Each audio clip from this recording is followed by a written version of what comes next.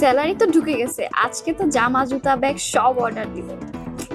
আপনারও কি আমার মতো অলওয়েজ কিছু না কিছু কিনতে ইচ্ছা করে? আচ্ছা, একটা বিষয় লক্ষ্য করেছেন, মন খারাপ থাকলে বা চাপ বেশি থাকলে আমাদের হুটহাট অনেক কিছু কেনাকাটা করতে ইচ্ছা হয়।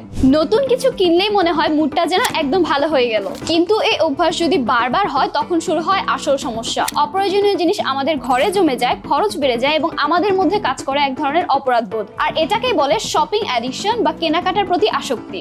এই শপিং অ্যাডিকশন থেকে বাঁচতে আপনি কি করতে পারেন? কিছু অভ্যাস পরিবর্তনের মাধ্যমে আপনি উপকার পেতে পারেন। সেগুলো হচ্ছে, নাম্বার 1, আগে থেকে বাজেট ঠিক করুন। ক্রেডিট কার্ডের ব্যবহার সীমিত করুন। নাম্বার 2, মন ভালো করতে অন্য কিছু করুন। হতে পারে সেটা বই পড়া, গান শোনা বা হাঁটা চলা বা আপনার ফেভারিট কোনো মুভি দেখা। নাম্বার 3, শপিং ওয়েবসাইটগুলো স্ক্রল করার বিকল্প হিসেবে আপনি আপনার শখের কোনো কাজে মনোযোগ দিতে পারেন।